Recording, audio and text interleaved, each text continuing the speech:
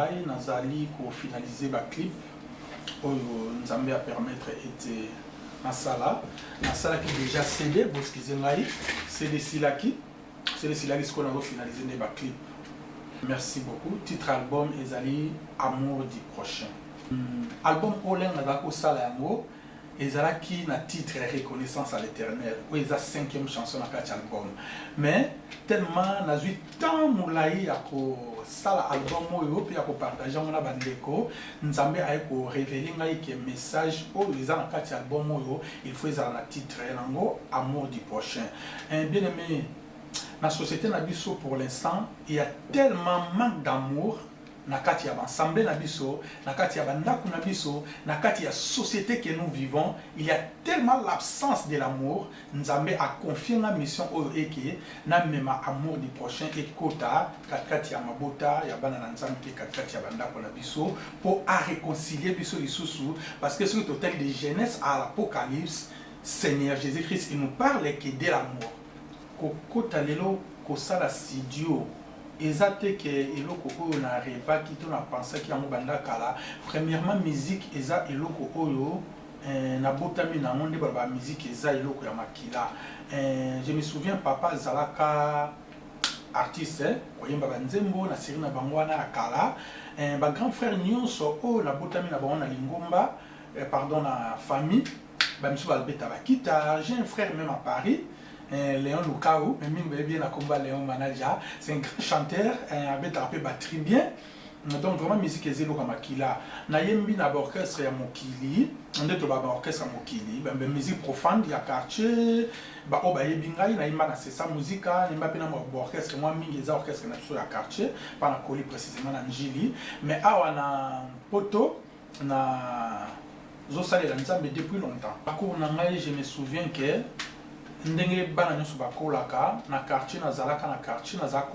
koyemba nazalaki tellement jeune frère na quartier siko ba grand frère na biso oyo ya quartier bazala komona nga babino yo yemba bien guilin alors photo memo na orchestre na biso ya quartier nazalaki tellement kobanga makasi mais tellement ba grand frère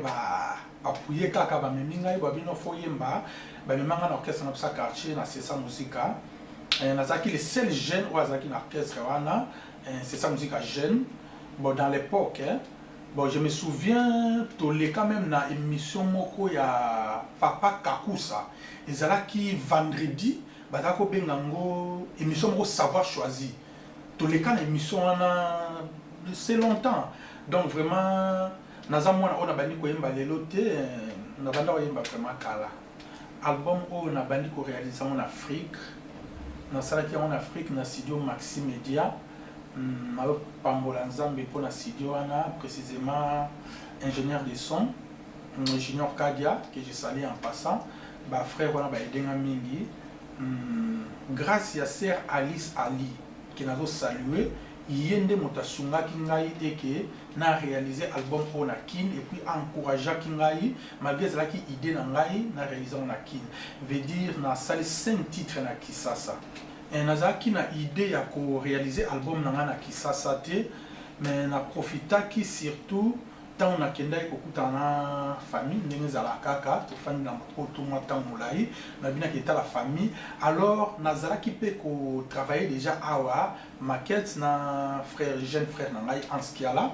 to réaliser ki na maquette awa alors tant to réaliser maquette awa siko finalisation nango na comprendre ki non bon il faut na sala babilo msuna kin lena komi na kin ingénieur de son ayoki a comprendre que non il faut na bandela album mobimba place wana na Kisasa ezali vraiment idée na ngai te na sala na Kisasa nzambe asalinga grâce na sali moi ba featuring na batu moi mingi donc gloire à Dieu ezali vraiment idée te mais tant na komi na kin j'étais aussi surpris ya kuta na bandeko yo basalinga moi Charles Poulet tolobaka na kamwaki donc vraiment na opambola nzambe pona ngo koko mangana kin ngai nazaki na idée na kiyemba na frère Mai Kalambai idée na ngezaki ndengwana tant na komi na kin frère Mai Kalambai ba yaki aba na poto na un frère Alain Moloto j'espère groupe na Mobimba ba yaki alors Nzambe ou Nzambe a tant pis à circonstance, ça comprenait que non, il faut réaliser album na kin. Alors c'est nga qui il faut na kutana quand même na bandeko. Un frère nga moto zako tambolane a memelanga journaliste moko. Journaliste on a proposé nga tunga bi frère Guilobi Ser Alice Ali. Les albaki bongo na séjour na déjà na kin na télé chaque fois na kako mona ba ça sert moko la télé. Na comprenait que ça sert Alice Ali. Alors on a dit ah bon. Ok, abengi Ser Alice Ali, Ser Alice Ali, Ser Alice Ali, ndem tamemela ngama bandeko mususu tel que Ser Chimay, Chinamuli, que j'ai sali en passant. Voilà bozo kana ezande moi Missikwana, eza voya Ser Chimay, Chinamuli. Merci ma sœur vraiment pour la main forte au portail ngai, pour la salon dans sala. Donc je dis pour répondre à la question là, on a bien Ser Alice Ali, na Ser Chimay, Chinamuli, na Ser frère Papi Bofé. Frère Papi Bofé na réception stoïque na frère na Guy Kabobo oyazali la kata Switzerland qui n'a pas pu se mboter vraiment ba aider nga makasi ba sungi ngai ya quand même bon musala salami ana poto na travailler na frère Roger Limbaya on a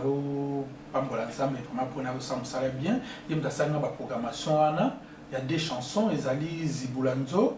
ya kota na Saint-Esprit. Parce qu'il y a vraiment domaine angwana mutafandi pa papa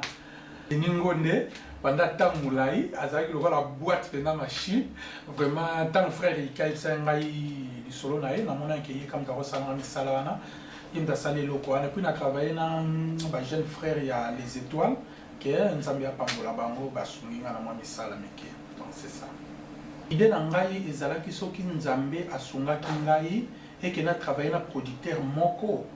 Oui, tu vois que ça, qui est un clip nyonso et idée dans les akines parce que 5 chansons sont belées au la salle na kin. Et c'est là qui est tu vois image ya bataki ça on est na bango après tu vois sous image oyo eza awa na photo to ba mixer yango basangisi yango po ete bandeko pe na yembi na bango ba mona na kati ya clip dommage que faut ya ba moyen à travailler seul na moi ba coup de pouce ya bandeko par-ci par-là on a pas pambola nzambe po nango yango na sali 3 clips na album oyo nazo s'attendre ka te bala ba lampo nanga lelo so ba nyonso ba bibando ba lampo nanga to po na album nanga vidi ba ko sanga. Alors naïbi que no ba critique kozala mais naza prêt pour na assumer ba critique wana naza moto na yo kaka bien mais na moto na yo kaka na lingi kutuka bandeko ba benganga pe ba loba na ngai o eza ba critique pour lobinga bonsa o eza ka premier album o nzambe a permettre et c'est réalisé yango eza ko sa réaliser ce qu'ils ont se réaliser so ezali pour la force na ngamoko ndeko ko se réaliser tes force ya nzambe pe nzambe a permettre et na temps opportun et bima pe ezala. Alors je pense que le message o eza na kati awa et ko toucher mitema ya batu et belé bien aimé na so s'attendre na moté les leçons ba balu ba ka malamu pona yo bien aimé ba ko ça. Je pense que ami fidèle oya baramabe ya batute oya finga ya batute oya boaka kapete eza yesu yango moni na kati. J'espère que non naza prêt ne na lobi na sime ba critique nyonso critique eza bien aimé na makomi bible ezoloba kobeta mwana eza po boma mwana te mais eza po o corriger mwana. Critique eza aussi po bandeko ba corriger biso peut-être sur to sali bien aimé. Je pense que naza parfait le seul parfait o ayebi faute to erreur te o asala li sumuté eza ka Yoshua Mashia. Donc naza mutu naza na erreur comme tout le monde, naza na ba faute comme tout le monde, naza parfait. J'espère pas que na recevoir bino ndenge nzambe atie humilité kati na ngai komi kitisa. J'espère que na grâce ya molimo mosantu na continuer ka kozala boiti mokolo nzambe akoloba ete mission na nga c'est cette terre ici na za toujours na se ya makolo na ye quoi. Donc c'est ça tant nzambe abenga ngai na ba 2000 et quelques ba 2003 j'espère oui tant nzambe abenga ngai na ba nosala ye nazalaki na soif vraiment de baba posa donc zelo wana ezalaki ya sala nzambe nzembo. Mais ce qui n'a sala nzambe nzembo ba makanisa bien tezoyela ba makanisa bien tezoyela donc nazalaki prêt moi na zibik makanisa bien tezoyela ngai mais ezalaki na mokolo mosusu bien aimé. Je me souviens na bossa na rangote nazalaka na nzala il fallait que na sala moi quelque chose na sala moi maki ndezaka na lia bien aimé na tia mafuta na moto mafuta ebeli nazo sentir on dirait moto azo souffler ngai na komi mal à l'aise il faut que na komanzembo bien aimé ah gloire à Dieu na tika mafuta na moto mafuta ezo bimisa milinga nga na ke na salon na kende komanzembo nzembo wana za reconnaissance à l'Éternel. Première chanson que Dieu m'a donnée, Tamzamba Benganga. Nazo au moins 10 minutes ya komanzembo wana rapidement na bosani ke na tiki mafuta na moto. Soki zalaki makambo ya mokili oyo nde na ngana tumba ndako ya batabalma. Mais ko ezaki mabanzambe na zonga na kuta kizini milinga. Donc na comprendre que ezalaki facilité, ezalaki ndelo kwa nzambe. Ici quand leka badisika au encadrant ngai donc il a ça très bien va passer nyonso veut dire ngai parcours na ngai ndenga na mona ka nzambe atindanga na maboko ya ba passer nde ba encadrer ngai parce que je me souviens que passer mon côté en Allemagne à Roloba que il y a yo kana na frère Guilente naza muta peuple naza muta batu nyonso so tali l'église la plupart nyonso c'est en Allemagne ba benga na yemba na ba mariage na ba concert to bitaka na donc naza mutu ya batu nyonso na to pambola nzambe na ba passer nyonso o ba soutenir ngai o ba conseiller ngai pour l'instant naza na producteur te on a travaillé seul avec à propre moyen na moi moko mon kaka na zango ya nzamba sungingai na moi ba aide ya bandi copie par-ci par-là ya motango susu album est réalisé na mawana nzambe na bolo na nzambe album c'est réalisé veut dire na so il est le producteur à monani nzambe atindi producteur moko ou bien benga nga bien contacter ngai ensemble naie soyez les bienvenus exigence c'est vraiment terre et ça musala nzambe j'espère que tu travailles na biso na ba conditions moko normal pour musala nzambe kende liboso moni musala au bien aimé na osepela mingi lelo so producteur aye a produit ngai pour comme ça produit partout na ba kwa musu tant musu nga na ko comme ça ngote mais nga na mutu na salaka na za mabo ki passe belé donc na za vraiment attend vraiment tena comme ça produit na ba kwa musu so esengeli koma yango na zo pambola nzambe so lelo nzamba toucher bandeko basala ba production ou vraiment te dit ba producteur donc je parle de producteur vraiment ce que nous avons touché producteur ou alors producteur ailleurs tout ça musala pas de problème d'exigence n'est na bezate donc il va sous que zali te nazo ko inviter bana nzambe nyonso basomba CD oyo ba ozala édifier au travers de CD oyo ba soutenir surtout musala auto sala bien aimé ça facilité musala auto sala oyo na kantina bonus beaucoup mona moi ba partie ya clip musu to zako sala c'était en hiver donc to sala on a hiver bien aimé to souffrir quand même et puis bah moyen financièrement aussi to souffrir surtout pour na bandeko ba ça ba piraterie s'il vous plaît botika mamba piraterie ça vraiment bien té bozo aider musala nzambe té bo aider biso bo soutenir biso na musala oyo c'est tout na zo senga bino vraiment bandeko danga soki nzambe a touché yo ata 2 secondes bondela pona nga frère Guilain naza montu naza parfait naza na posa ba besoin ya ba prière na bino vraiment parce que go sungangai go salisa ngai na musala to sala les facilité bien aimé les facilité nazo pambola nzambe pe nazo le kopesa bandeko nyonso mbote o ba soutenir ngai na ba façon nyonso spirituellement financièrement matériellement nazo pambola pasteur Kinanga nzambe apambola ye na mama Senga Lutumba na Suisse wana zali mwana ya représentant ya nzambe malamu pasteur Lutumba na Luanda wana za mama na ngai vraiment bankadenga tamolai na pesa ba mbote na pasteur Philemon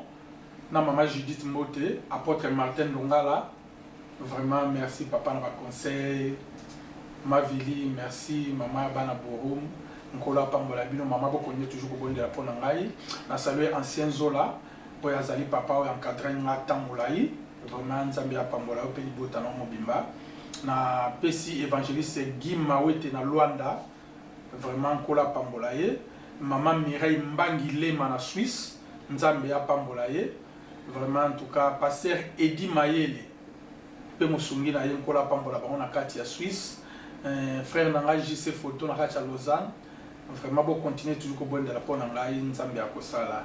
Donc c'est ça pour moi, on a aimé. Nkola Pambola Bino, et je vous aime beaucoup au nom du Seigneur Jésus-Christ. Merci.